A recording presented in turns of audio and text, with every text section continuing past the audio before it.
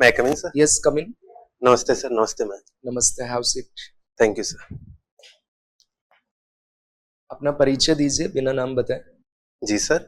Sir मैं नायला गांव जिला जयपुर का रहने वाला हूँ। मैंने 10th बाल भारती स्कूल नायला से की है सर। 12th में मैंने वही से की है सर। मैंने ग्रेजुएशन राजस्थान कॉलेज से की है और सर मैंने पॉलिटिकल में एमए किया है राजस्थान यूनिवर्सिटी से। सर मैं पॉलिटिकल में नेट सेट जेआरएफ हूँ। वर्तमान में मैं कनिष्ठ सहायक के पद पर ग्रामीण विकास विभाग में कार्यरत हूँ। ठीक है, आप नायला के रहने वाले हैं। जी सर। क्या विशेषता है नायला की? तो नायला की जो पंचायती राज व्यवस्था है सर वो काफी सुदृढ़ है। वहाँ के लोग, वहाँ की पंचायतों में जनभागीदारी काफी अच्छी है। और सर नायला के जो ग्रामीण अंचल है सर, वहाँ पे जो आरातारी है उसका कार्य प्रमुखता से किया जाता है। और नायला एक गांव है सर जिसके चारों तरफ परकोटा है। ओके। नेट जेआरएफ किया है पॉलिटिकल साइंस से। जी सर। अभी राजस्थान विधानसभा ने मृत व्यक्ति के अधिकार के लिए कोई कानून पास किया है, उसका क्या नाम है? सर मृत शरीर सम्मान विधेयक। क्या क्या प्रोविजन है इसके?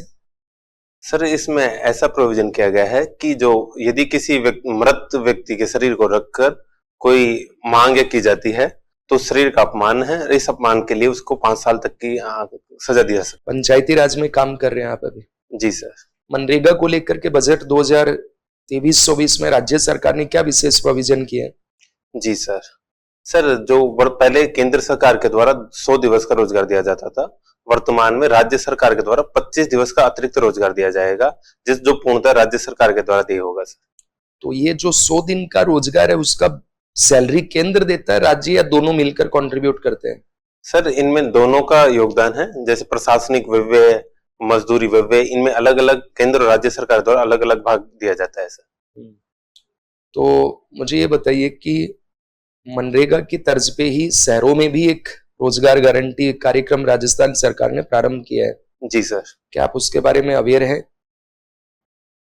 बताएं। सर उस प्रोग्राम का नाम है इंदिरा गांधी शहरी रोजगार गारंटी योजना।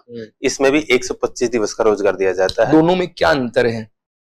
एक शहर के लिए, गांव के लिए, वो तो अंतर क्लियर है। जी सर। स्पेसिफिक? जी सर, जो इंदिरा गांधी शहरी रोजगार गारंटी योजना है सर, ये पूर्णतः राज्य सरकार द्वारा प्रायोजित है। ठीक है। तक केंद्रीय राज्य जो नरेगा है सर, उसमें केंद्र राज्य दोनों का योगदान है। शहरी क्षेत्र की योजना है, इसमें जो शहरी क्षेत्रों से संबंधित कार्य हैं उनको प्राथमिकता दी गई है। और इसमें जो मजदूरी लागत है उसको अधिक रखने का कार्य सौंपा गया है ताकि प्रशासनिक लागत कम से कम हो सके। ठीक है मैम, प्लीज आस्क। आपने बोला मैंने पॉलिटिकल से पीजी किया है। जी मैम। पॉलिटिकल क्या होता है? जी मैम, राजनीति को हम 2 व्यवहारों में देख सकते हैं, एक सैद्धांतिक और एक व्यवहारिक में। सैद्धांतिक रूप में यदि हम राजनीति का जो इतिहास है उसका क्रमबद्ध अध्ययन करें तो राजनीति है। और व्यवहारिक में जो हमारी सामाजिक व्यवस्था है, राजनीति जीवन है, उसको कैसे नियमित करते हैं वो राजनीति है। अच्छा, राजनीति विज्ञान को विज्ञान क्यों कहते हैं? जी मैम, इसमें कुछ पर्टिकुलर सिद्धांत पाए जाते हैं जिनके आधार पर हम भविष्यवाणी कर सकते हैं। और सॉरी मैम, अभी याद नहीं। अच्छा, पॉलिटिकल मॉडर्नाइजेशन और पॉलिटिकल डेवलपमेंट क्या डिफरेंस है? जी मैम, पॉलिटिकल डेवलपमेंट में ऐसा माना जाता है कि स्थायित्व आ जाता है एक जगह जाके, तो राजनीतिक संस्थाएं वो स्थिर हो जाती है, लोकतांत्रिक मूल्य हैं वो स्थिर हो जाते हैं। मॉडर्नाइजेशन एक प्रगतिशील धारणा है जो विकास की ओर बढ़ती है।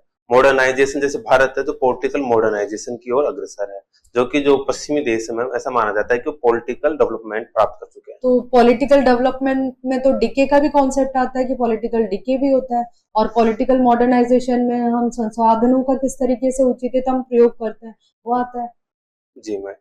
तो आप तो बोल रहे हैं कि एक स्थायित्व आ जाता है पॉलिटिकल, जब डेवलपमेंट की बात करते हैं तो स्थायित्व आ जाता है। जी मैम, संस्थाओं में स्थायित्व आ जाता है कि वो बार बार, जैसे विकासशील देश हैं जहाँ सैन्य तख्ता पलट या तानाशाही आदि चीजें आ जाती हैं, वो जो आपने अभी चाइना की रिसेंट न्यूज देखी होगी, वहाँ कुछ ऐसा हुआ है कि जो माओइस्ट अप्रोच थी या उसमें कुछ चेंजेस देखे हैं आपने कि उसमें कोई चेंजेस आए हैं अभी वर्तमान चाइना की पॉलिसी? जो कम्युनिस्ट पॉलिसी थी उसमें कुछ चेंजेस नजर आ रहे हैं? जैसे मैम वर्तमान में जो देखे तो चाइना एक इकोनॉमिक पूंजीवाद की तरफ बढ़ रहा है। वहां का जो राजनीतिक ढांचा है वो तो समाजवादी ही है, साम्यवादी है, किंतु जो वहाँ का पूंजीवाद ढांचा है, वो आर्थिक ढांचा वो पूंजीवादी हो रहा है। इसके साथ साथ वहाँ जो विदेशी भारी कंपनियां हैं उनको बड़े स्तर पर निवेश के लिए योगदान दिया जा रहा है। और जो हांगकांग का मुद्दा है, जो कि एक लोकतंत्र की जड़ माना जाता है चीन में, उसको लोग नियंत्रित करने के लिए चीन के द्वारा वर्तमान में प्रयास किए जा रहे हैं। मास्टर साइंस कैसे है पॉलिटिकल साइंस?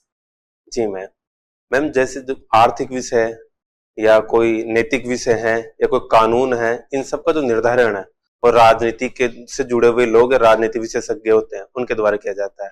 इसलिए अरस्तु ने इसे मास्टर साइंस कहा है। सर हाँ, आप रूरल डेवलपमेंट डिपार्टमेंट में हैं, जी सर। तो मनरेगा से संबंधित किस तरह की शिकायतें देखने को मिलती जी सर, एक तो ऐसा आरोप लगाए जाते हैं कि जो व्यक्तियों को नियोजित किए बिना मशीनों से कार्य करवाया जाता है और सीधा पैसा उठा लिया जाता है, एक तो शिकायत देखने को मिलती है सर।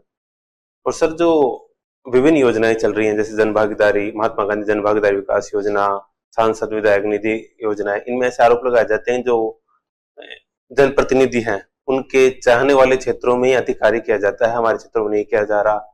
और ग्राम विकास अधिकारी, बीडीओ, जनप्रतिनिधि, इन पर भी भ्रष्टाचार के आरोप है? इन लगते हैं। समस्याओं का समाधान किस रूप में किया जाता है? सर एक कमेटी आदि का गठन किया जाता है सर। जो समस्या है उसके लिए प्रारंभिक जांच पड़ताल शुरू की जाती है कि ये किस मुद्दे को लेकर है, बजट से संबंधित है या नीति निर्माण से संबंधित है। इनको रखते हुए आगे नियमों के अनुसार कार्रवाई की जाती है। इंदिरा गांधी पंचायती राज संस्थान, इसका मुख्य कार्य क्या है? जी सर, इसका मुख्य कार्य जो जनप्रतिनिधि और पंचायती राज संस्थाओं से जुड़े हुए अधिकारी हैं उनको प्रशिक्षण देना, ताकि वे जो अपनी कार्य क्षमताओं का पूर्ण उपयोग कर सके।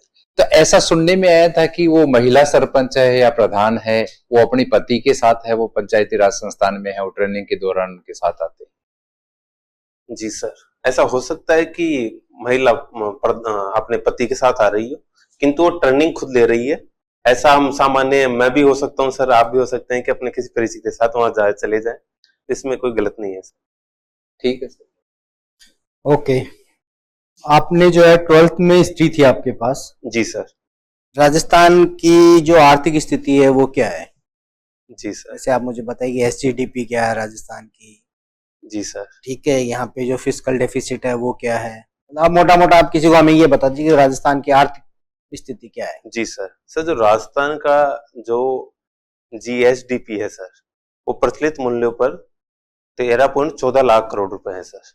और जो वर्तमान में इसके अलग अलग क्षेत्र हैं सर, कृषि, उद्योग और सेवा क्षेत्र, 3 क्षेत्र माने जाते हैं सर। उद्योग सेवा क्षेत्र का 43% योगदान है, कृषि क्षेत्र का 28% योगदान है, और जो उद्योग क्षेत्र है सर उसका 27% योगदान है प्रचलित मूल्यों पर सर। लगभग 35,000 करोड़ का राजस्व घाटा है राजस्थान में। और सर और प्रति व्यक्ति आय राजस्थान की प्रचलित मूल्यों पर 1,56,000 रुपए है सर। कितने सेशन होते हैं संसद और विधानसभाओं में एक वर्ष में? जी सर, 3 सत्र होते हैं, मानसून सत्र, बजट सत्र और शीतकालीन सत्र। अभी कौन सा सेशन चल रहा है? सर अभी मानसून सत्र चल रहा है सर। मानसून सत्र। जी सर। नया जो पार्लियामेंट भवन बना उसके चीफ आर्किटेक्ट कौन है? जी सर, सॉरी सर। ठीक, आपका साक्षात्कार हो गया, अब आप जा सकते हैं। जी sir, thank you sir, thank you.